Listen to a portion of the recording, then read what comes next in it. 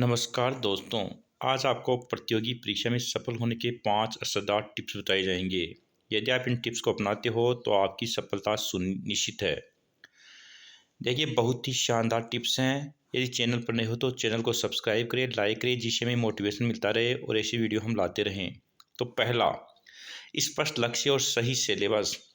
आप किसी भी परीक्षा की तैयारी कर रहे हो तो सबसे पहले लक्ष्य बनाओ कि आपको उस किसकी तैयारी करनी है। केवल एक ही लक्ष्य बनाओ, एक साथ दो एग्ज़ाम के लक्ष्य मत बनाओ। जैसे आपको टीचर बनना है तो टीचर के की तैयारी करो, अन्य सिलेबस को मत पढ़ो। और सही सिलेबस, सबसे पहले परीक्षा पूरा सिलेबस और पैटर्न समझो। बिना सिलेबस जाने पढ़ाई करने से मेहनत बिखर जाती है।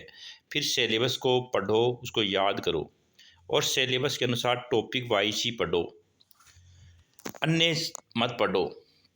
दूसरा है टाइम टेबल बनाकर नियमित पढ़ाई। रोज़ का फिक्स स्टडी टाइम रखो। कम पढ़ो लेकिन रोज़ पढ़ो। नियमितता ही सफलता की कुंजी है। टाइम टेबल बनाओ, टाइम टेबल सब्जेक्ट वाइज मत बनाओ।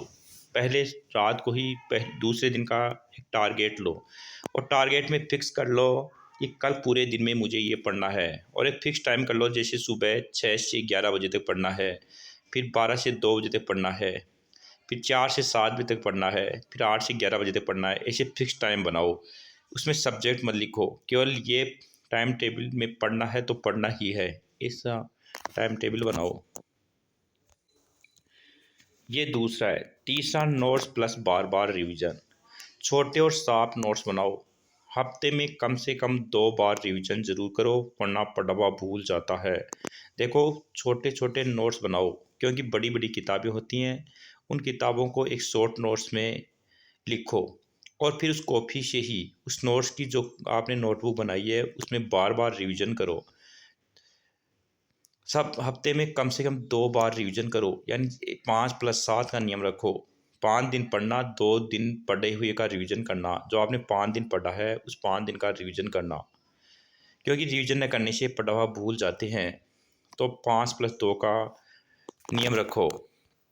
तीसरा है मॉक टेस्ट और पिछले प्रश्न पत्र। जितने ज़्यादा PYQ और मॉक टेस्ट लगाओगे उतना आत्मविश्वास बढ़ेगा और टाइम मैनेजमेंट सुधरेगा।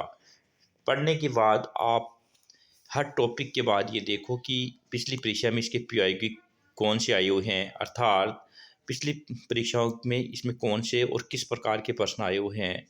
इसलिए PYQ ज़रूर करें, यानी पिछले वर्ष के पेपर ज़रूर हल करें, जिससे आपका आत्मविश्वास बढ़ेगा कि हमें पढ़ा हुआ याद हो रहा है और हम प्रश्न हल कर सकते हैं।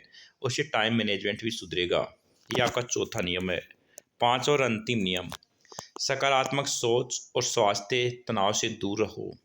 सकारात्मक सोच का मतलब है कि आप ये मत सोचो कि पद कम आए हैं, ज़्यादा आए हैं। कितने भी पद आएँ, कट ऑफ उतनी ही जाती है। और स्वास्थ्य का भी ध्यान रखें, तनाव से दूर रहो। ऐसे दोस्तों को दूरी बना लो जो नकारात्मक सोच रखते हैं।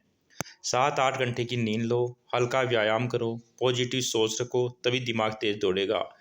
नेगेटिव लोगों से दूर रहें। इस प्रकार से यदि आप 5 ये टॉपिक जो मैंने बताए हैं ये अपना लेते हो तो आप पहली बार कंपटीशन परीक्षा को पास कर सकते हो। यदि ऐसा नहीं हुआ तो आप मुझे कमेंट कर सकते हैं। जिस लोगों ने ये अपना लिया वो कमेंट ज़रूर करें, जो अपना नहीं सोच रहा है वो भी कमेंट करें, क्योंकि आज 1 जनवरी 2026 है और ये वीडियो में 1 जनवरी नई साल को बना रहा हूँ, जिससे आप इसको फॉलो कर सको। जय हिंद, जय भारत। इसको सब्सक्राइब करके ज़रूर जाएँ, कमेंट ज़रूर करें, लाइक ज़रूर करें। जय हिंद।